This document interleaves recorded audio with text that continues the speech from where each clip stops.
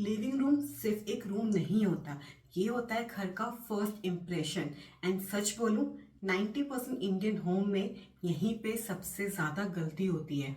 या तो होता है बहुत कंजेस्टेड, या एकदम फील देता है होटल जैसी, या फिर 2 साल में ही आउटडेटेड लगने लगता है। आज इस वीडियो में मैं आपको देने वाली हूँ लिविंग रूम की master classes from design to execution. हम हर एक चीज बहुत डिटेल में डिस्कस करने वाले हैं ताकि इस वीडियो के बाद आप इजीली अपना लिविंग एरिया डिजाइन कर पाए। तो सबसे पहले लिविंग रूम का पर्पस समझते हैं, बिकॉज सबसे ज्यादा गलती यहीं पे होती है। लिविंग का मतलब ये नहीं है कि सोफा चाहिए, टीवी चाहिए, चेयर्स चाहिए। नहीं, खुद से सवाल पूछिए। फर्स्ट, क्या आपके घर में गेस्ट ज्यादा आते हैं? घर में बच्चे या बूढ़े हैं? या फिर आप सारा दिन टीवी इसी एरिया में देखने वाले हो? मोस्ट इम्पॉर्टेंट, क्या आपका लिविंग एरिया आपका फैमिली एरिया बनेगा?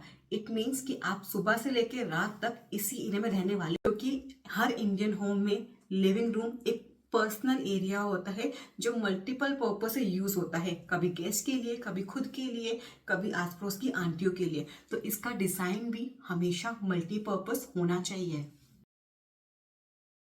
हमें हमेशा करनी है smart planning. It means room के साइज के अकॉर्डिंग आपका सोफा होना चाहिए। सिंपल सा रूल है, जितना बड़ा आपका एरिया है, सपोज 10x12 का है, इट मीन्स 120 स्क्वायर फीट, आपका सोफा 60% स्पेस लेना चाहिए। बहुत बड़ा सोफा, इट मीन्स आपका एरिया ऑटोमेटिकली छोटा लगने लगेगा। सेकेंड चीज, आपकी टेबल आपके सोफे से बड़ी नहीं होनी चाहिए। अगर 3 सीटर आपका 7 फीट का है तो आपकी टेबल 4 फीट वाइड ही होनी चाहिए, ताकि 1.5-1.5 इंच दोनों साइड बचे।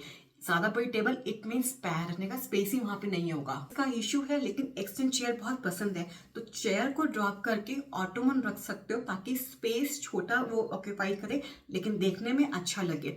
And fourth and most important, एक वॉल को खाली रखना भी डिजाइन है, हमें सारी वॉल नहीं भरनी होती है। अब डिजाइन करते हैं आपका टीवी यूनिट। आपको एक बात पता है, जितने भी घर देख लो, हमेशा टीवी यूनिट ओवर डिजाइन होता है। मतलब कि बहुत ज्यादा भरा हुआ, बहुत सारी स्टोरेज, बहुत पूरे वॉल पे फैला हुआ। आपको ऐसा बिल्कुल नहीं करना है, बिकॉज बैलेंस बहुत जरूरी है। टीवी वॉल का मतलब होता है आपका टीवी हाईलाइट होना चाहिए, ना कि आपकी स्टोरेज। स्टोरेज रखो, रखनी है तो, लेकिन बैलेंस के फॉर्म में, यानी कि ड्रॉर्स रख लिए, सिंपल एक साइड में ले ली, पूरी वॉल पे स्टोरेज बिल्कुल नहीं देना। आपका जो एरिया आने वाला है टीवी के पीछे, उसका हाईलाइट होना बहुत जरूरी है। तो मोस्ट इंपॉर्टेंट रूल, अगर आपका टीवी आने वाला है 55 इंच का, तो दोनों साइड एटलीस्ट 2-2 फीट का स्पेस एम्प्टी नजर आना चाहिए, यानी कि पैनल होना चाहिए आपका 7 से 8 फीट का। और बेटर अप्रोच के लिए लाइट कलर यूज कीजिए एंड स्टोरेज क्लोज लीजिए, ओपन मत लेना, बिकॉज इंडिया है, धूल मिट्टी बहुत ज्यादा आती है, मेंटेन नहीं कर पाओगे, गेस्ट को सिर्फ धूल ही दिखाई देगी। एंड अगर घर के अंदर साउंड बार, म्यूजिक सिस्टम रखने वाले हो तो उसका एरिया पहले ही प्लान करना। कभी भी प्लेटफॉर्म के ऊपर आपको नहीं भरना है, प्लेटफॉर्म जितना खाली होगा उतना ज्यादा सुंदर लगेगा। लाइट्स, लाइट्स हर एक घर में गेम चेंजर्स होती हैं। ट्यूबलाइट प्लीज घर से बाहर निकाल दो। अगर आपको ट्यूबलाइट की लाइट पसंद भी है तो उसकी जगह आप अपने सीलिंग पे नेचुरल व्हाइट लाइट ले सकते हो। हमेशा अपनी लाइट को आपको मिक्स करना है।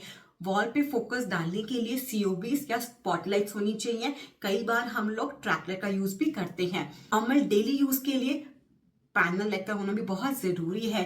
सिर्फ सीओबीज दे के लिविंग को होटल नहीं बनाना है। एंड मोस्ट इम्पॉर्टेंट, कोई पार्ट हाईलाइट करना है तो वहां पे आप हैंगिंग भी दे सकते हो। अगर हैंगिंग नहीं दिया है तो आप फ्लोर लैंप भी रख सकते हो, या फिर वॉल पे भी कोई लाइट ले सकते हो। अगर आपकी सीलिंग में हैंगिंग जा रही है तो प्लाई का बेस बनाना मत भूलना, ताकि हैंगिंग एकदम स्ट्रेट और स्टेबल रहे।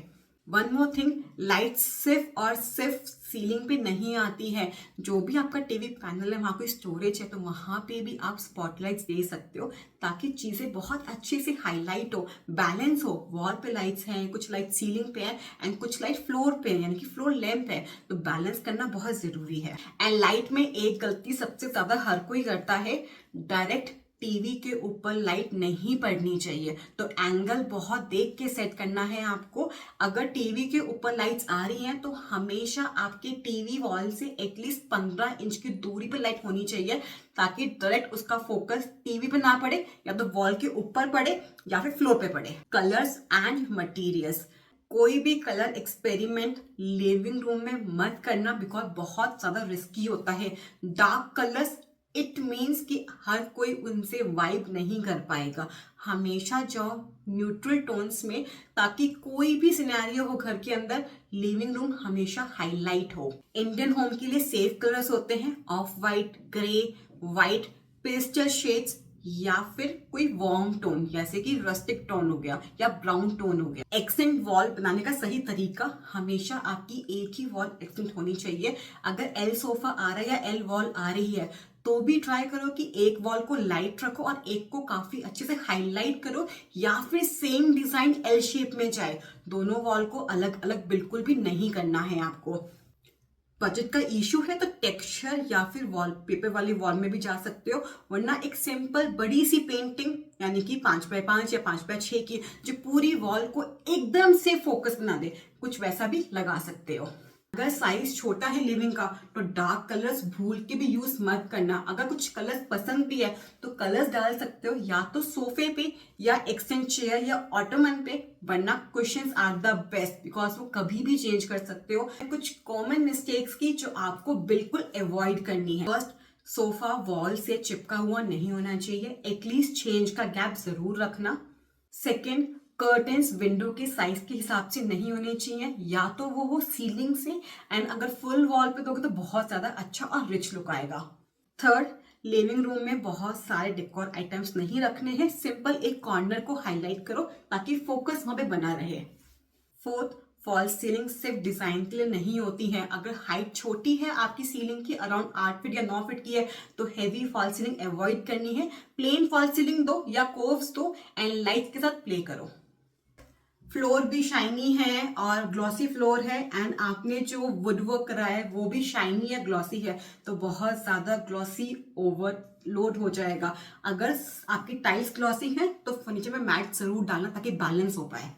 एंड इम्पॉर्टेंट, स्टोरेज का प्लानिंग जरूर करना कि आपके लिविंग में क्या क्या स्टोरेज आने हैं। आपके पास कुछ कुशन्स एक्स्ट्रा हैं तो आप अपने फर्नीचर के अंदर भी कुशन के लिए स्टोरेज दे सकते हो। And seventh mistake and most important, अपने लाइफस्टाइल को फॉलो करना है, ट्रेंड को फॉलो नहीं करना। सबसे बड़ी मिस्टेक होती है ट्रेंड्स को फॉलो करना, कि घर में आपको रहना है, कोई और आपका घर देखने नहीं आ रहा, तो डिजाइन फॉर योरसेल्फ ओनली। अब बताते हैं कुछ मेरे सीक्रेट्स जो मैं अपने हर लिविंग रूम में जरूर देती हूँ। फर्स्ट, सिमेट्री, सीलिंग की लाइट्स हो या फिर वॉल डिजाइन हो, सिमेट्री सबसे अच्छी चीज है बिकॉज बैलेंस लगती है, एंड कभी भी आप यहाँ गलती नहीं कर सकते। कुछ भी करोगे आउटकम अच्छा ही निकलेगा। सेकेंड, प्रॉपर स्पेसिंग, सोफे और टेबल के बीच में एटलीस्ट 16 to 18 इंच का गैप हो ताकि पैर आ पाए, तो स्पेसिंग का ध्यान बहुत रखना है। अगर एरिया छोटा है तो कारपेट मत देना, कारपेट से एरिया और ज्यादा छोटा लगता है। अपने लिविंग एरिया में 3 से 4 कलर्स का यूज ही करो ताकि ओवरडू ना हो एंड आपकी एक्सपेरिमेंट एट द एंड अच्छा ही निकले। Fourth and most important, light का बैलेंस। जो चीज आपको हाईलाइट करनी है वहां पे वार्म लाइट होनी चाहिए। सपोज कोई वॉल पैनलिंग है या फिर कोई आपके स्पॉटलाइट्स हैं किसी कैबिनेट के अंदर, येलो लाइट हमेशा चीज को और ज्यादा हाईलाइट करती है, जो देखने में काफी ज्यादा सूदिंग और अच्छी लगती है। सीलिंग पे मिक्स होना चाहिए white light plus yellow light का, ताकि आपको नॉर्मली सिर्फ बैठना है अपने लिविंग एरिया में तो आपके पास व्हाइट लाइट भी हो, ताकि आप इजिली अपने काम वहां पे कर पाओ। अगर लिविंग एरिया डिजाइन करने वाले हो तो पहले पिन इंटरेस्ट पे नहीं, इस वीडियो से पॉइंट को नोट कर लो ताकि गलतियां ना हो, उसके बाद जाओ पिन इंटरेस्ट पे डिजाइन फाइनल करने के लिए। अगर वीडियो अच्छा लगा हो तो लाइक, शेयर एंड सब्सक्राइब जरूर करके जाना। Thank you.